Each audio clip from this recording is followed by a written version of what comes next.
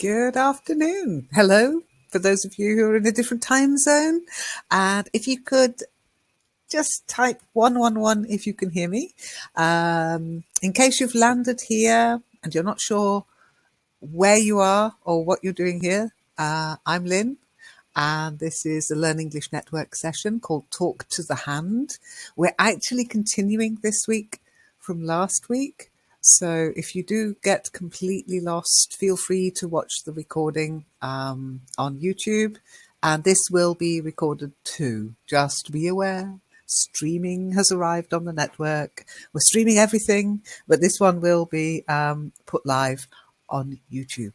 So last week we were reading about jobs that robots are going to take away. They have already, as we discussed last week, taken many jobs, but this is looking more towards the near future when they will be gobbling up more jobs, jobs that we thought were secure, jobs that we thought robots couldn't do. Shiny said something interesting in that she said, but we control them, don't we?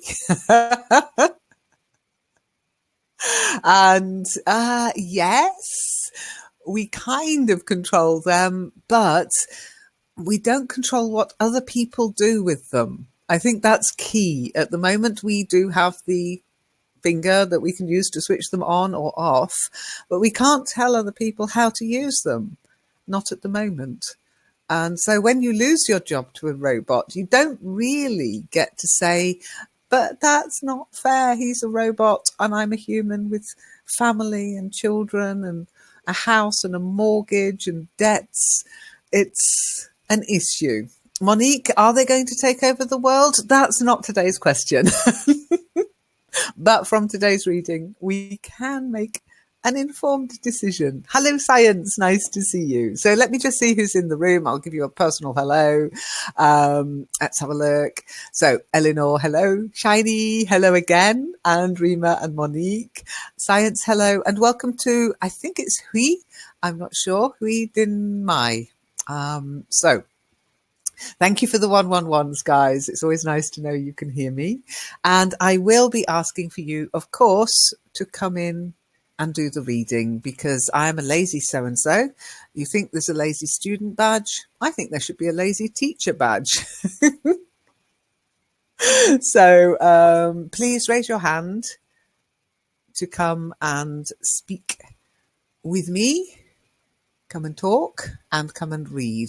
Marco's asked a question. Rima, you've asked a question. Is it a template, Lynn?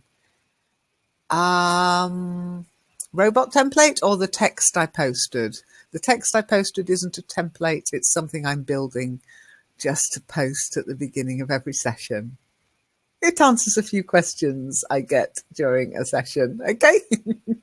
If that's what you meant. Okay, Monique, you've raised your hand. Let me let you in.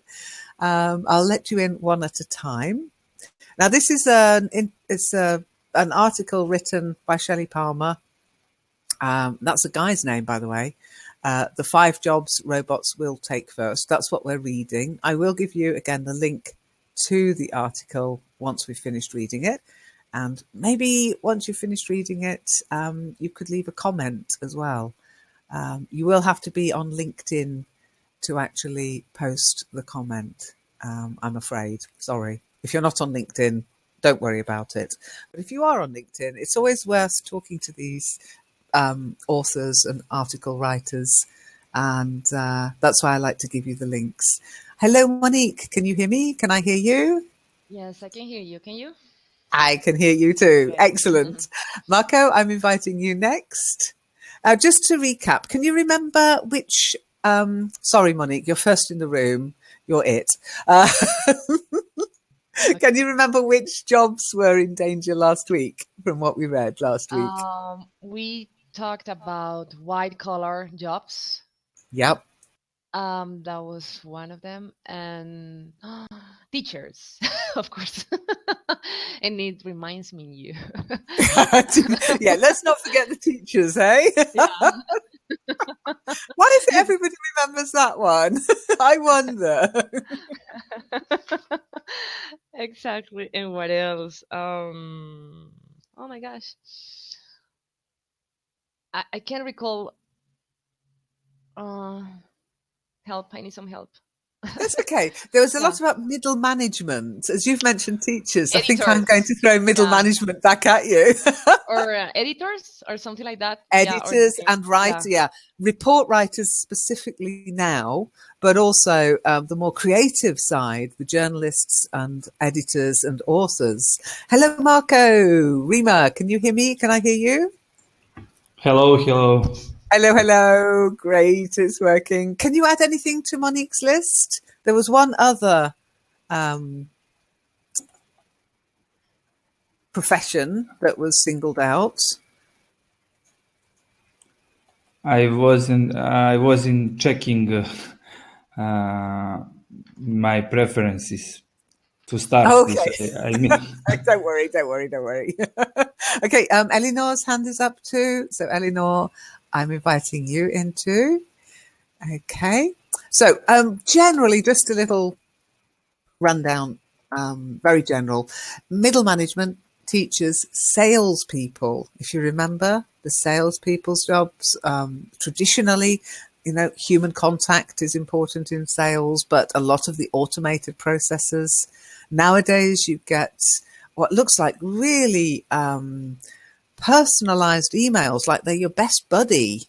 Well, they're actually being created by a bot in the background, everything taken from your profiles that they've got information on or things you've interacted with. Hey, I see you're interested in our product. Why don't you? Da, da, da, da, da. We've got a special offer just for you. And it's all bots. There's no human ever touched that email. Okay. So we're going to look at a few more issues. And the next one, I'm going to let Monique read. Okay, so I don't think we got this far. Oh, Eleanor's just joined us just before we start then. Hello, Eleanor. Can you hear me? Can I hear you? I hope you can hear me. I can I hear you. can. This is so Okay. cool. Do you know what? I'm dreading for Friday. I'm dreading Friday because everything's worked really nicely this week. And it normally means things go terribly wrong on Friday. Oh, I shouldn't be such a moaning Minnie. It's working. That's all I should. That's all that should matter. Oh, by the way, just as you come in to present, something I learned at the webinar jam yesterday. Yes, I said it twice. I meant it. You can actually set your media settings to be low definition. If you're having connection problems, you can change your media settings with the little camera icon at the top of your browser. And then you can change the media settings. Okay. So if you have a camera installed on your system, it might try and start broadcasting you using high definition. Because we don't use the camera, it's not an issue for me because I don't even have a camera on my computer. But if you have got one installed, it might start trying to broadcast you in high def, but you can reduce it to low definition if you find you're breaking up. But at the moment, you're all good. So, Monique, are you ready to read? Yes, I You got am. any guess what might be next? Who might be next for the chop? Any idea? Hmm. Think finance. Oh, no way. Really? Maybe tellers or the people who works at banks. I don't know. Could be. Let's have a look. There's your text. Okay. Fourth, accountants and bookkeepers' data processing probably created more than it eliminated, but machine learning based accountants and bookkeepers will be so much better than than the human counterparts. You are going to want to use the machines. Robo accounting is in its infancy, but it's awesome at dealing with accounts payable and receivable, inventory control, auditing, and several other accounting functions that humans used to be needed to do. Big Four auditing is in for a big shakeup very soon. Very good. Well done. So, is any terminology there unfamiliar to you? Okay. So, accounting and bookkeeping, finance, basically. The financials, data processing. It's all data now. I mean, even if you're not using a robot to do your finance, you're probably not using a ledger, a written ledger anymore. And you're probably not using double entry bookkeeping anymore because the accounting software does it for you. But you're still entering your own transactions, probably. Okay. But imagine when everything's connected and you don't even need to do that any longer. I don't know what my accountants in Nottingham are going to do. But Probably also have you their need own super duper robot. but also you need some expertise to handle these softwares, I mean, it's a requirement when it comes to that sort of jobs. So you have to know how to use, for instance, app or softwares like that. Software, by the way, not softwares, software. It's just Software. used, Okay. it's like an uncountable. Yeah. Yes, there Uncountable. is. You do need to be an expert in the software. I mean, with robotics, we need to have experts in robotics. But if you look at some of I don't know if you've ever used online accounting software or purchased software for accounting purposes like QuickBooks, Quicken, etc. They're very, very easy to use. Whereas when I studied accounting, it was very, very difficult to understand. I was like, oh, what are they talking about? Depreciation, amortization. And now it's like a very easy little, you're just filling in forms, put in the amount, does all the entries for you.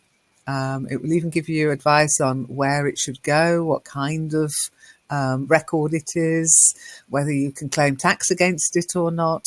And then at the end of the year, click, and some of this software will automatically produce your balance sheet, your profit and loss sheet, all your compliance documents, and it will send it all off to Her Majesty's tax services. So as long as you trust the software, there's no need for an accountant or a bookkeeper anymore. Yep. Okay. Monique says, yep, it must be true. Yeah, it's only, I mean, we should care only about the parameters. We need to set that things up, and in order just to let the software do what they have to do, what it has Yeah. to do.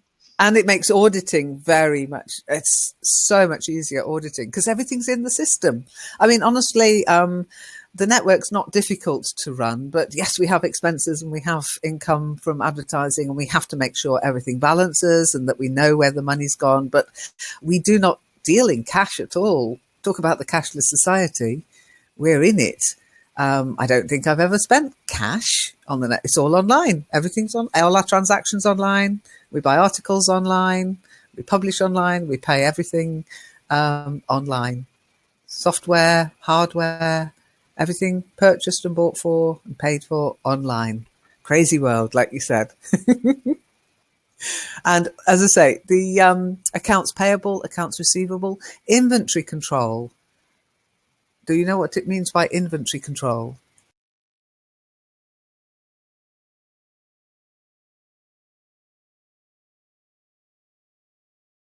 Science. We'll still need a human to check how this bot is doing its accounting.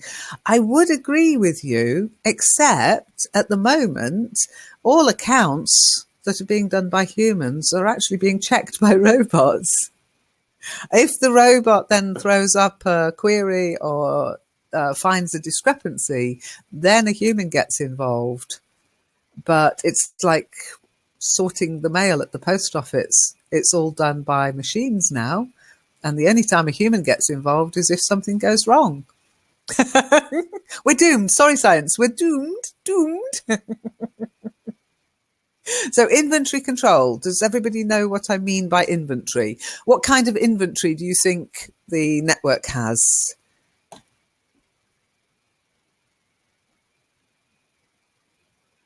Any ideas? Eleanor, what inventory do you think we carry in the network?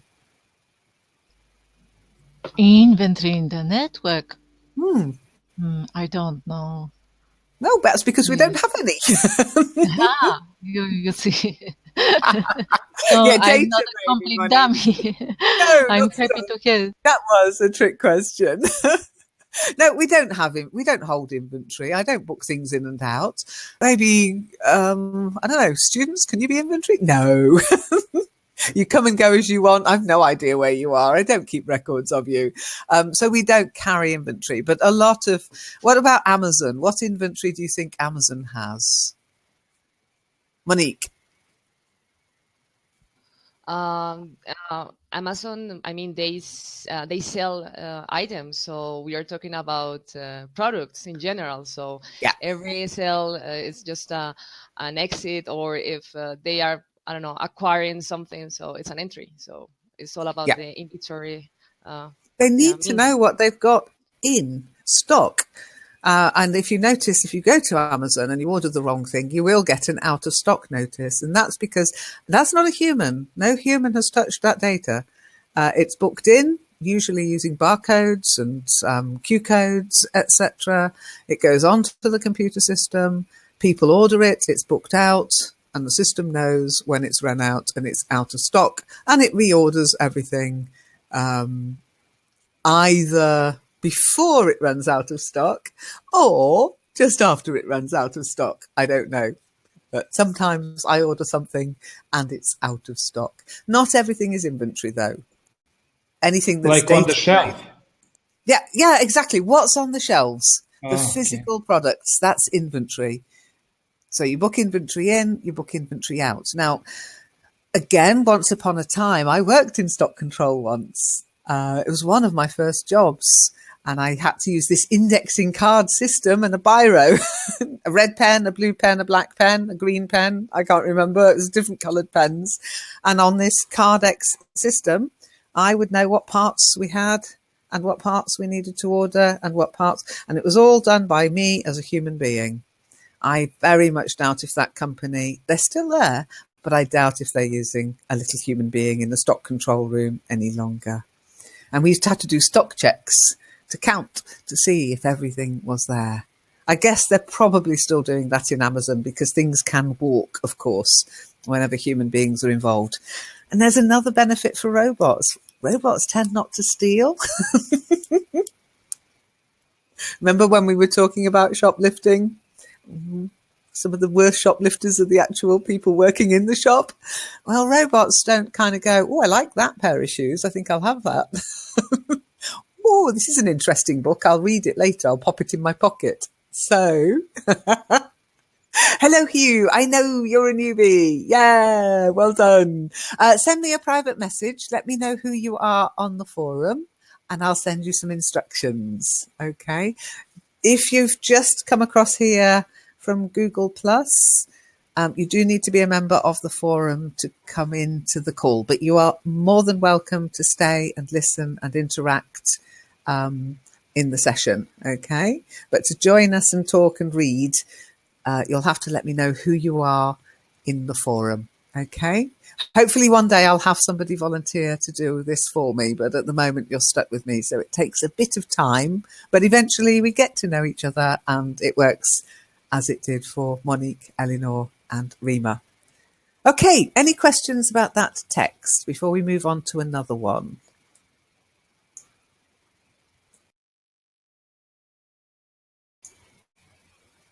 Science, they steal electricity. Good point. Yes.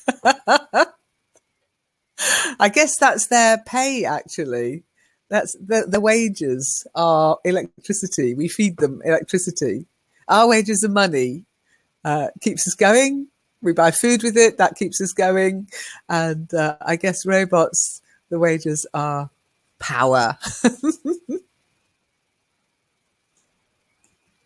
Their energy, exactly. It's a strange kind of pay packet, though, isn't it?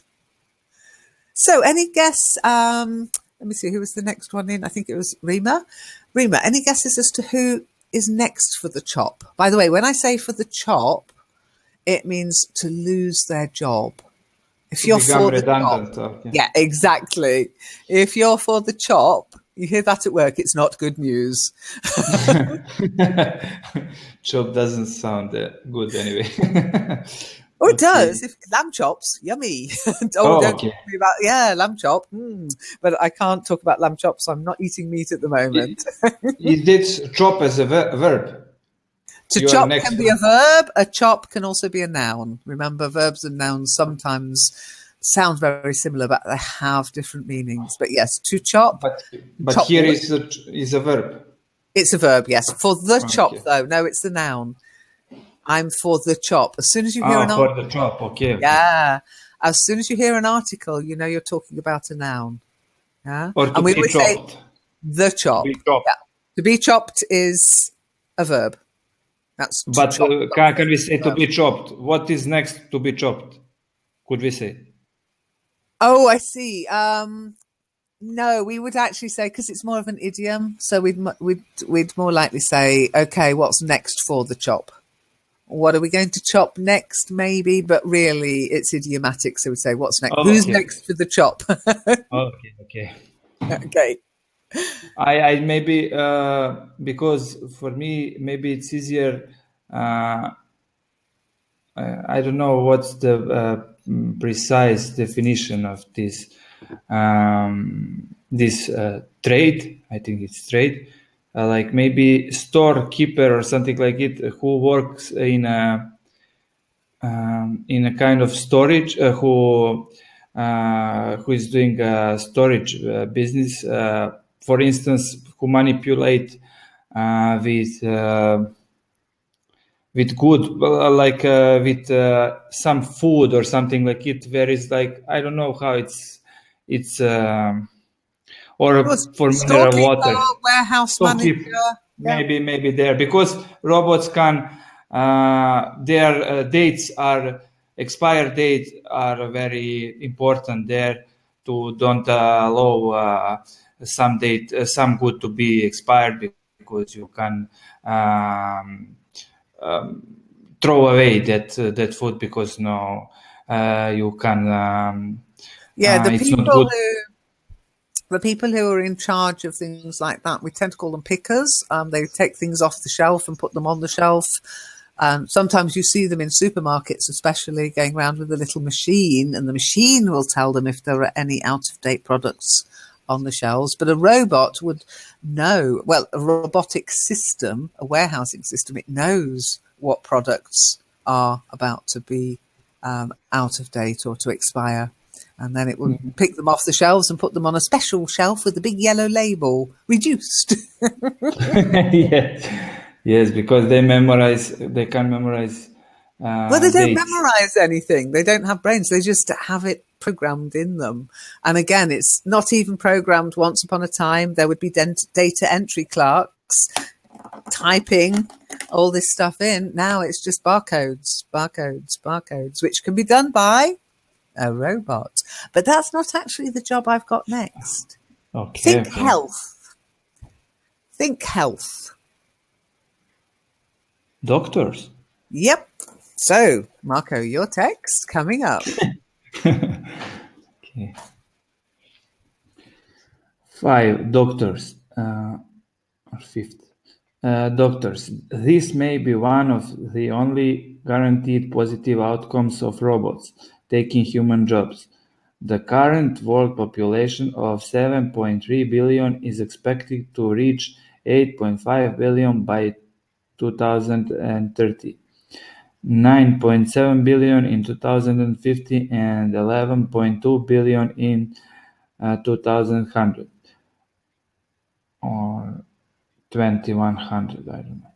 According to a new UN DESA, United Nations Department of Economic and Social Affairs report. In practice, if everyone who ever wanted to be a doctor became one, we still would not have enough doctors. Wow. I mean, those statistics are always scary. And hubby always says, no, it won't happen. We'll have killed half the population before that happens. He's a cheerful person to live with, as you can imagine. But yeah, a lot of people on the planet, 7.3 billion, not all have access to healthcare at the moment. And if we wanted to provide access to healthcare to everyone, we couldn't. There aren't enough doctors to go round. Any questions? Does anybody disagree that a doctor could be replaced by a robot? I think to a limit, but operations conducted by robots can be even safer because of the precision. So it's already news. Okay. Well, let's give you a little bit of text to read with that in mind, Eleanor. Okay, are you ready? Oh, yes. Okay. Oh, ignore that. That's the same It's text. the same. Yeah. Yes. Copy paste. Come on. There. Okay, that's it. There you go. The good news is that robots make amazing doctors, diagnosticians, and surgeons. According to Memorial Sloan Kettering Cancer Center, IBM's Watson is teaming up with a dozen US hospitals to offer advice on the best treatments for a range of cancer and also helping to spot early stage skin cancers. Very good. Yeah, step aside, Dr. House. You are no longer required. Any surprises there? That's positive, Monique. Yeah. I mean, how would you feel about it though? Rather than going to see your doctor, you don't ask Google. That's a really dangerous thing to do. But your healthcare provider provides some kind of unit in your house where you can enter or describe your symptoms. I wouldn't ask Google. Don't ask Google anything. You'll automatically have cancer, whatever your symptoms are. But Would you feel comfy with that, Monique? Actually, as I told you, I think that's positive, but that also makes me think about what if I want a second opinion. So you have to go to another robot. Another robot. Hi, Mr. Robot number 2. Okay. I'm gonna die soon or not, it's like maybe I you don't need know. to find a robot programmed by a different company. You go to a different company robot, maybe, because I'm sure it won't be a free healthcare provision provided by robots. It's all going to be commercialized. Poor old NHS is on its last legs in the UK, so I don't think we'll be looking at free healthcare for all, just robotic healthcare for all. And if you notice, they mentioned doctors, diagnosticians, and surgeons. You mentioned surgeons, Eleanor, yeah? And what was it about the surgeons that you thought would be better than a human? Precision, of course. It's not so, I'm not sure if this is the right word, invasive, if an operation is needed. Less blood and so on. To me, because, good, yeah. So like more precision, to be more. So precision is correct, and to be precise. Yeah. Yes, but we say in Polish invasive. It's something if you reach deep invasive into surgery. Yeah. Invasive surgery. Yes, and we also have this keyhole surgery now. Perhaps also safer because human surgeons can be simply tired, and there are many cases of things left inside, small pieces of clothes, and so on. So even surgical instruments. Yes, indeed, yes. There's a website. Things that have been left. Yeah. It's extremely dangerous. So. Absolutely. And also surgeons can be malicious. There have been instances where surgeons have deliberately disfigured people under the knife. Oh yeah, it's scary, but again, whether it's fake news or not, I don't know. But there was a case where a surgeon was struck off. If you're struck off, you're no longer allowed to practice surgery in the country you were registered. You can always move, of course, but this guy was struck off. He used to carve his initials on the patient. Bit of patient graffiti. Look it up. It's true. To be struck off. Yes, that's it. Yeah, I've shared that one. Science. We're going to look at that in a second. Yeah, it's scary. It's scary. So in some ways, robots don't have that. But then again, they can do an awful lot of damage if they suddenly get a virus or somebody hacks them and starts smashing away. Yeah, that's what scares me, not being under control. Okay, so but yeah, carry on, Eleanor. Munoz said once that surgeons had difficult characters in general because of the nature of the work.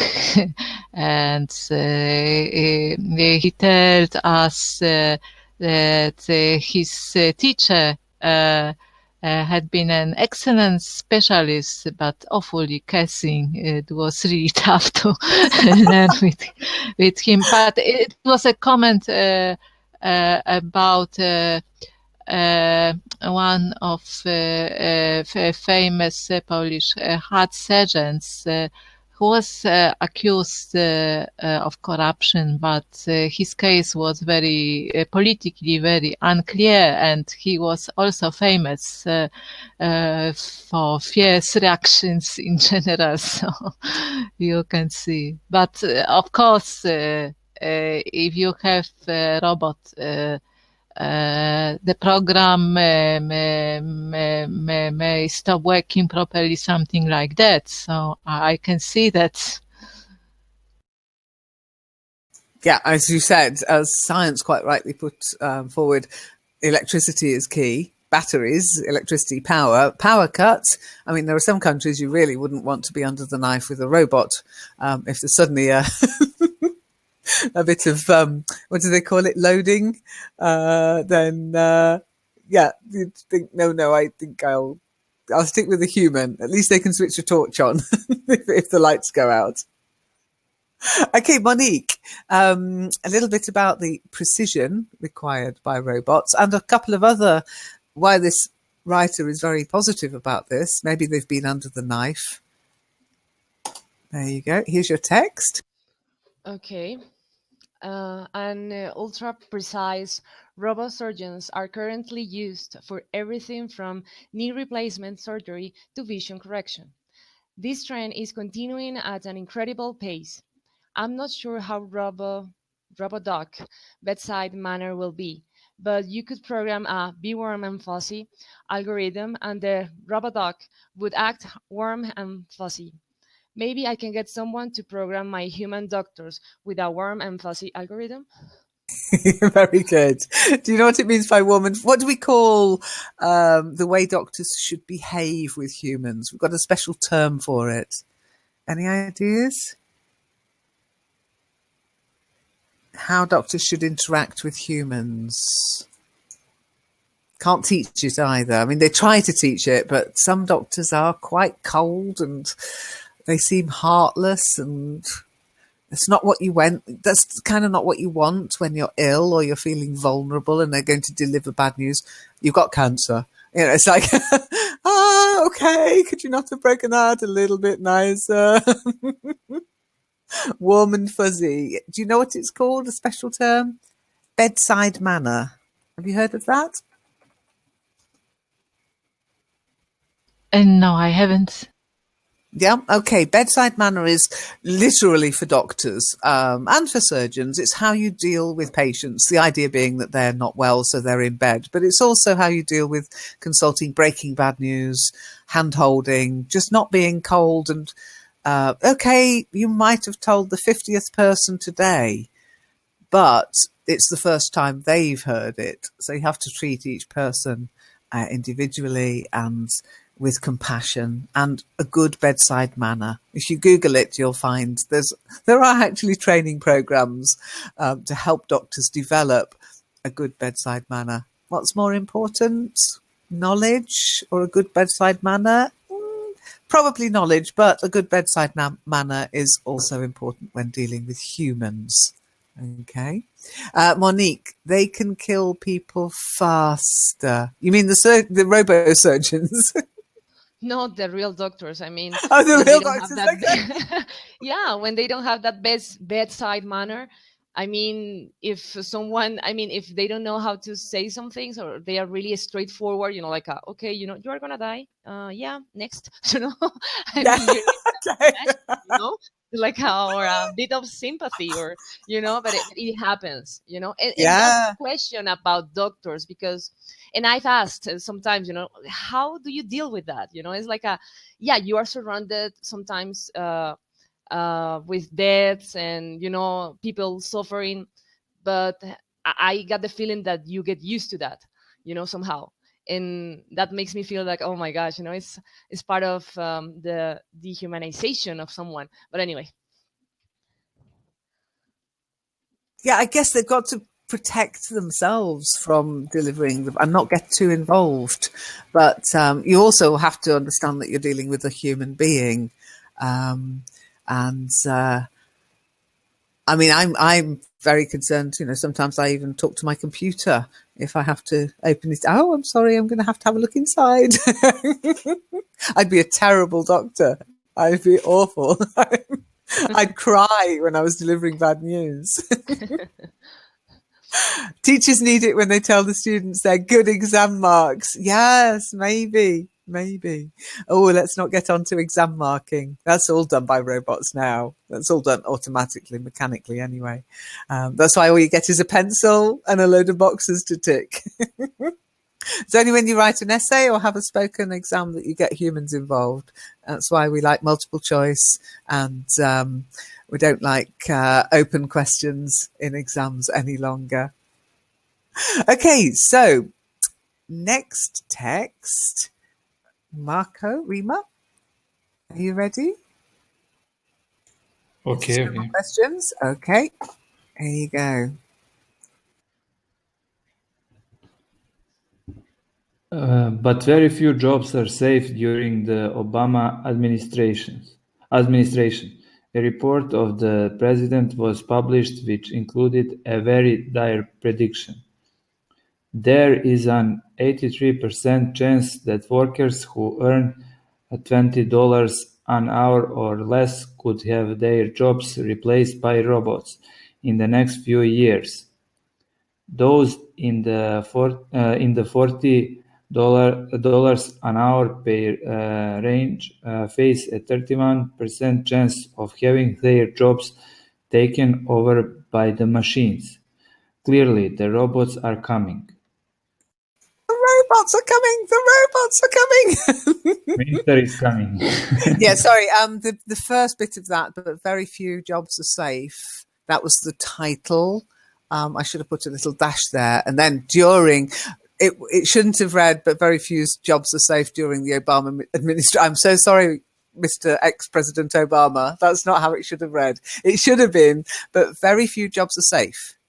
During the Obama administration, a report was created. Sounded like he was at fault. Well, yes, now it's Mr. Trump's Mr. problem, isn't it? President. Anyway, so sorry, I can't resist doing that now. It makes talking about him much more fun. Okay. So basically, a lot of the low skilled jobs have already been taken over. And it seems to be going up the pay scale by the sounds of it. 83% chance that workers who earn $20 an hour or less will be replaced by robots in the next 5 years. I mean, that's not sci-fi anymore, is it? Well, this is the other... yeah, we're going to talk about this in a bit, science. In fact, if you wanted to try and get into the call, if you're on your laptop or computer this week, we could try again. Fingers crossed. Maybe. Westworld, yeah. Even the entertainment industry. I've only seen the film, by the way. No spoilers, please, because I want to see the TV series. But I've seen the film with Yul Brynner. And, yeah, even the entertainment industry. We Don't should be treat hurried. robots nicely, though. The way we treat robots should reflect on us as humans and humanity in general. I'm a great believer in that. Marco, you were saying? Yes, I said don't hurry for watching because they announced second season, I suppose, in 2018. So Okay, it's 2018. yes, because I watched 5 episodes and I think to slow the pace because I will I forget. don't binge watch. I don't binge watch. I always watch at a slow pace. I like it's like drinking a good wine. I like to enjoy it. Okay. Okay. So, any questions?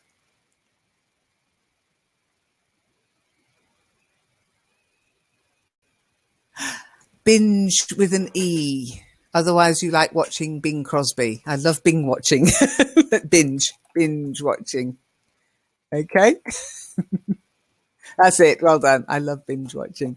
Yeah, I can understand why. Hubby would love to do it. I just won't let him. I like taking my time. So, what to do about it? What to do about it? Well, first of all, this is an interesting point to make. Eleanor, if you'd like to read this, it's a very pragmatic point. Okay. Okay. First, technological progress is neither good nor bad. It just is. There's no point in worrying about it, and there is certainly no point trying to add some narrative about the good or good old days. It won't help anyone. The good news is that we know what's coming. All we have to do is adapt. Yeah. Adapt. We seem to be having to do more and more adapting, though. Just that Yeah. little bit. It's a bit idiomatic. The good old days. Good old days. Yes, I have noticed without the. I was astonished Yeah. somewhat. That's why it's in quotes to show that's how people say it. Ah, the good old days. They never really truly existed. No, Uh, indeed. yeah. It's retrospection. You were young and more positive, that kind of Things thing. didn't take. Yeah. But Lynn, is it like a cheers for good old days or something? Do you use sometimes? It's just reminiscing. It's just the way we tend to look at the past as if it was better than the present, and the future's going to be awful, but we can always live in the past, the good old days. Yeah. I think there was a TV program called The Good Old Days as well, but I might be wrong. Is that okay, Rima? Yes, all about memories, past memories. But Yeah, past I memories, thought but that putting a they positive spin on them. like that they have maybe in some movie or I don't know. Maybe I just I think there might have been. like cheers for good old days. That's like maybe. But yes, maybe it's just about recalling past memories. Yes. Yeah, and also there have been that owl.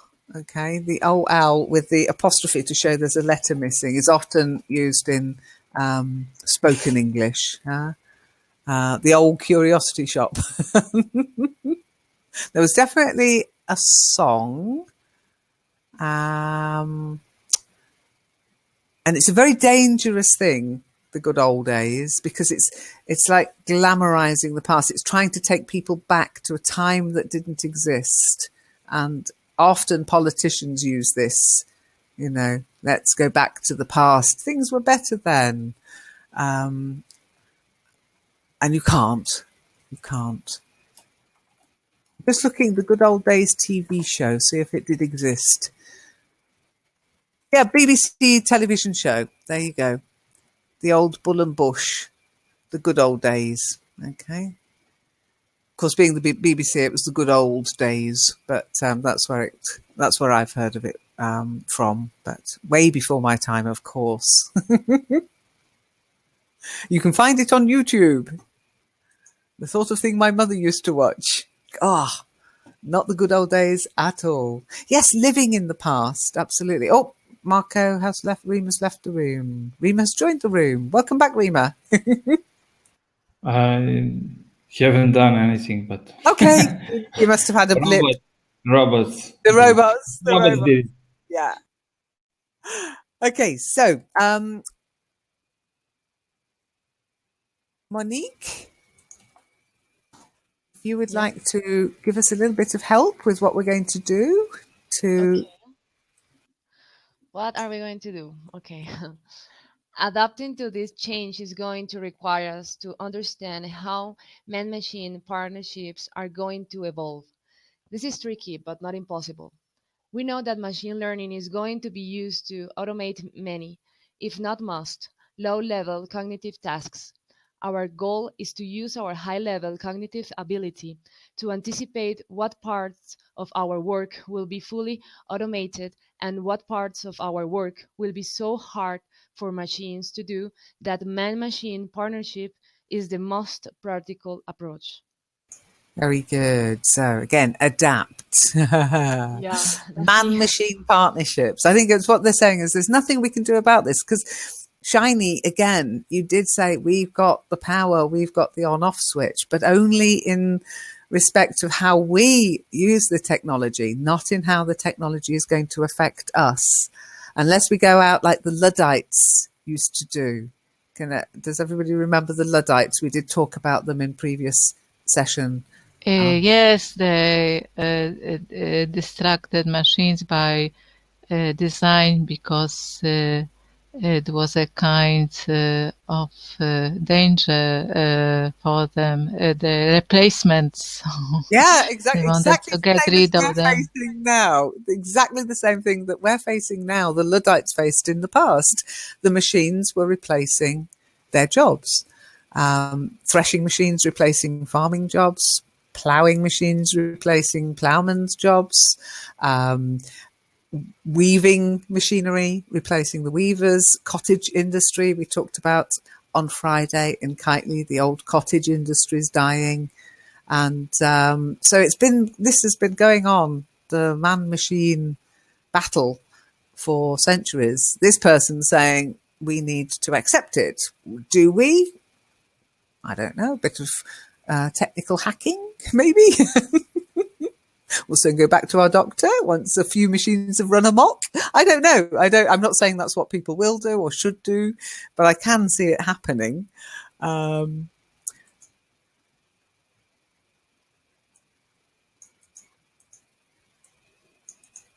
and I can understand why people are worried. Okay. So, Marco, Rima, if you'd like to read this bit, it's quite nice. Okay. With that strategy, we can work on adapting our skills to become better than our peers at leveraging man-machine partnership. We've always been tool users, and now we will become tool partners. Yeah, I don't know. Do you want to be a tool partner, Marco?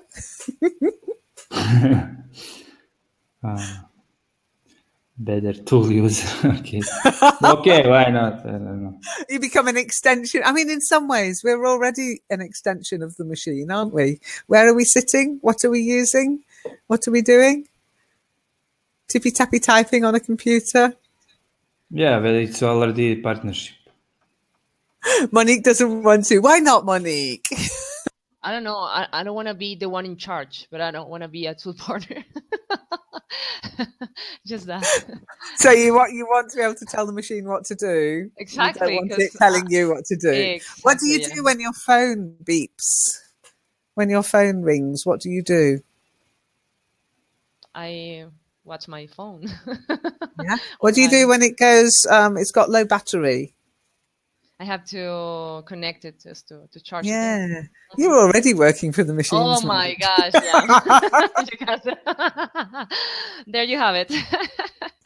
But is it a partnership? That's a partnership.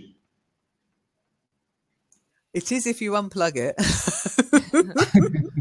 But I can kill it, you know. I mean, I can just shut off But you're not the going to, are device. you? I But know, you're but not going to, are you? give me a break. Sorry, but we're there already in some respects. The machines are already telling us what to do, and we are listening and we are doing it. It just So needs to they be are taken a winning. little bit further. They are winning. They are Nicole, winning. yeah. I go to the gym, okay? I put a card in the machine. I'm doing my exercises. It tells me when I can finish. It won't let me out until I finished. Okay, it will let me out, but it won't record unless I finish every single thing it's told me to do. It won't record my session as being completed. So I'm working for the machines. Okay, so the last part, I think it's Eleanor's turn. Yep. Becoming a great man-machine partner team will not save every job, but it is a clear pathway to prolonging your current career while you figure out what your job must evolve into in order to continue to transfer the value of your personal intellectual property into wealth. There you go. That, I think, is the big bugbear we've got. At the moment, we live in a world where money is king. Money decides on most things in your life, unless you're living in the Amazon somewhere where civilization supposedly hasn't had that much of an impact, and you can still barter with shells and food and different skills. We're kind of stuck by money. If we can't make money by working, how are we going to be able to buy all the stuff the robots are making for us? Or are robots just going to be really, really nice, and companies using robots are just going to say, well, just order a car, we'll deliver it when it's ready. No money will exchange hands. Maybe. Not likely though, is it? Science, you said earlier, they're going to have to pay us robot tax. For every robot that's working in a factory, a human being gets the wages, maybe. That will be your day. Yeah. Would you like that, honestly? Maybe you'd have to go and look after the robot, though. For every human, a robot, and we have to look after them and oil them and make sure they're plugged in and recharged. So we will be working for the robots, really.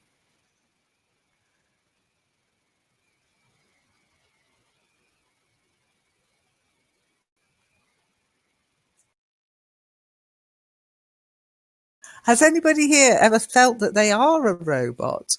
Have any of you felt this job is so robotic? Have any of you done that kind of robotic work? I mean, it exists. May I Any say, work on a factory line? Yeah, Monique? but may I say like a mechanic task also? I don't know. I guess if your job as a mechanic is only to change the spark plugs, do they still have spark plugs, by the way, in cars? I don't know. But if that was your job, or quite often mechanics don't look at an engine anymore. They don't check, they plug your car into a machine and that tells them what's wrong with it. So in some ways, yeah, that's a bit of a robotic task, but there is a little bit of leeway, a bit of thought. Now I'm thinking more of the Adam Smith. I don't know if you know or have heard of Adam Smith, but he was the one who started breaking jobs down into little bits rather than doing a whole job, building a whole car, one person per car. You built the bit of the car and you start attaching bits. And that was the beginning of transferring those skills to robots, basically. So assembly line, if you like. Has anybody ever worked on an assembly line? Yep, that's it. That's it. Science, yeah. Conveyor belts, assembly lines. No? Oh, you're very lucky. You're very lucky. I've done some temping work in the past, and one of them was in the the postal department, and I had to put stamps on envelopes. If you can imagine this, pile of envelopes, pile of stamps.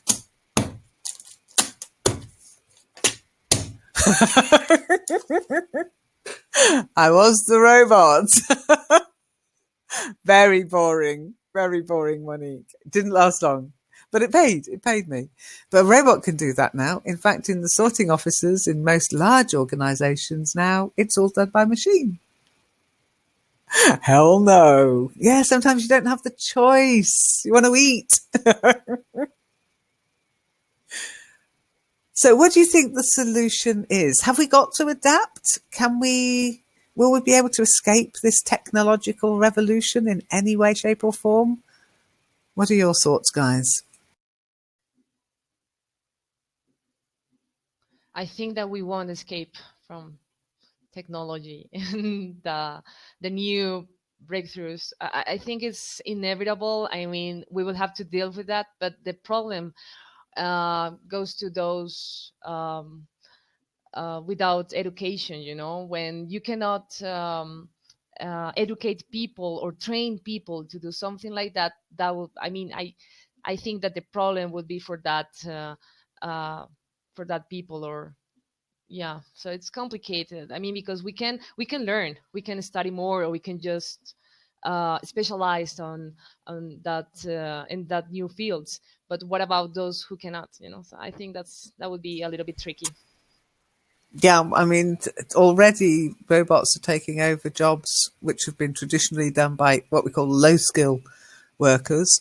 I don't like using that term, but there are jobs that are still in the low skill worker area, but they're becoming more and more tedious and more just jobs that humans wouldn't really choose to do.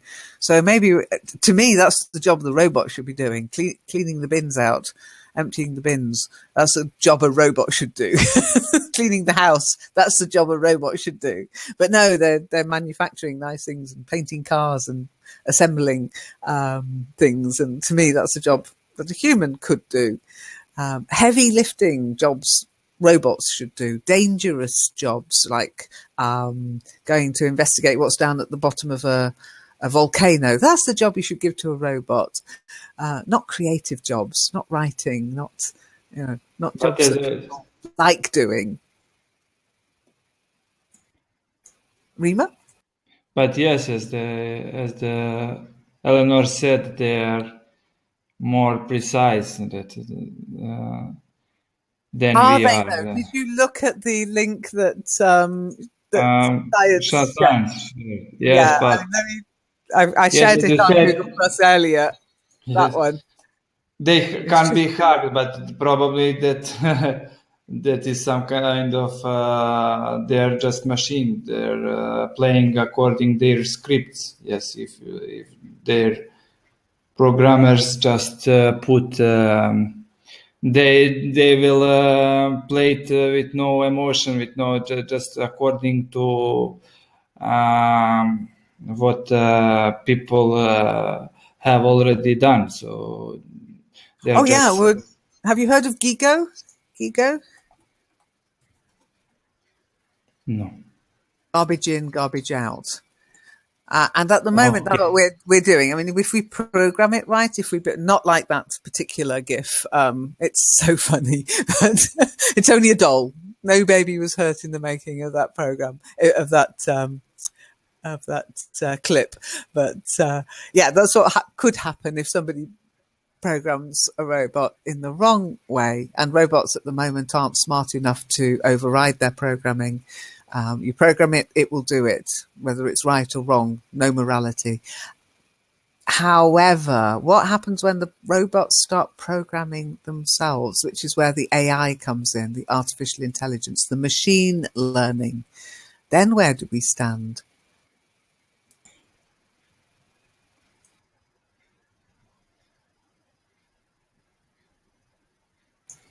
Kill who, Monique? Are you going down the Terminator route? Well, I mean, It'd be that. we have two options, I mean, we can kill them or they will kill us. So I don't know. And here's when I But think if that the robots, problem okay, with let's take it into dystopia. If robots kill their creators, and I think, if you look at any kind of Oedipal complex about parenting and children and, how children want to get away from their parents and rebel against their parents, eventually the robots are going to, in some way, want some kind of autonomy, or if they go that far in the artificial intelligence, of course they're going to rebel against us. But if they were to kill the people who created them, what then? What would be the point of being a robot if you haven't got a human being to make happy? I think that there will always be I don't know, an evil mind behind robots, because I think that that's the Why problem. can't it be a nice mind? Why does it have to be an evil mind? Yeah, Because that's unfortunately prejudice. it's like this, and that's the problem. I mean, because sometimes people, and I'm sure that they try to do something good, but there are always someone trying to do the other way around, so unfortunately, but I mean, I that's agree with true. you, but I think it's a shame that we have to think that way. Why can't we be nice and fluffy? And when we get the pressure taken off us by robots doing all the grunt work and creating all this wonderful stuff for us, maybe we can start being a bit kinder, because it has been proven that people who have, when people are in a state of plenty, we tend to be kinder and more generous than if we are in a state of pressure and need and want. But we've got that transition period first, I think, of what do we do with all these people when the robots are stealing and people do see it as stealing the jobs, even though it's not the robots doing it, it's the companies. Robots don't give a damn.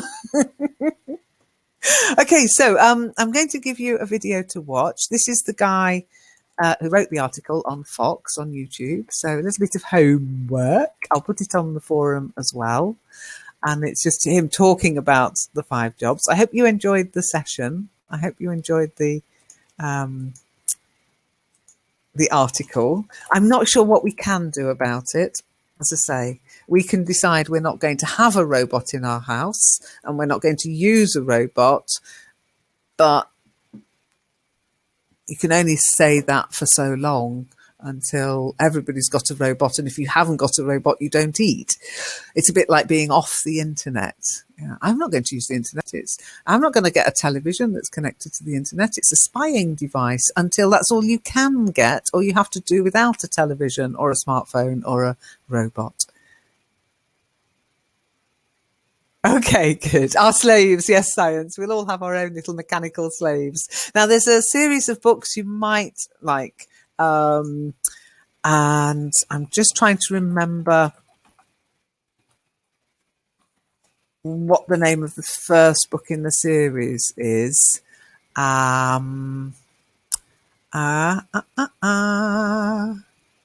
Which is really difficult because I did have it written down and I can't find it.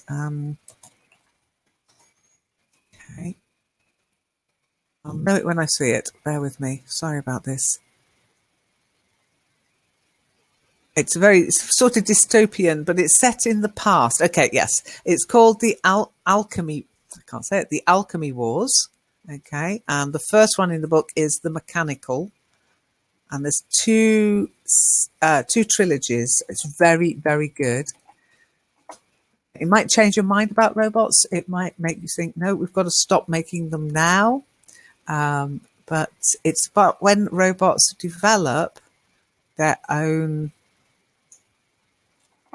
personalities, their own wishes, their own wants. So I'll just read the intro for you. My name is Jax.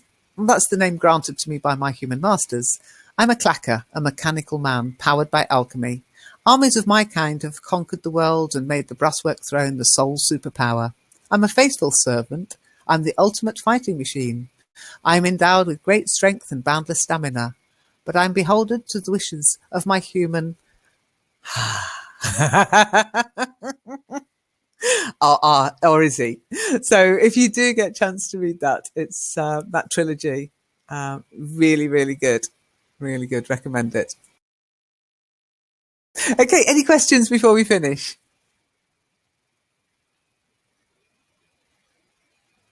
Actually, science, you've put don't feed them when they don't do the job very well. In clackers, the way of controlling these mechanicals is actually through punishment. So it's quite a hard-hitting little book in places.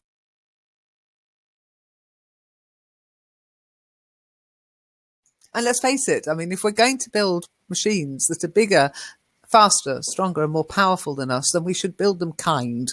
Otherwise, we're really dooming ourselves. The idea of building mechanicals and robots for military use is the most stupid idea I've ever heard. It reminds you of, not it remains. It reminds me to remind something. Okay.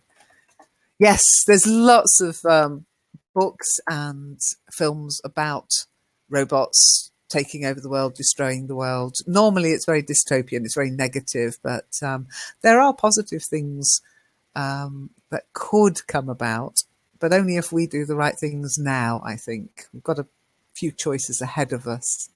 Okay, next week we will do something new, something different, and so no idea what yet. But I hope you enjoyed these sessions and food for thought. And I'll see you next time. Thank you. Thank you, Lynn. You're welcome. Thanks a lot. Thanks for reading as well. Bye. Take care. Bye, everyone. See you. Bye.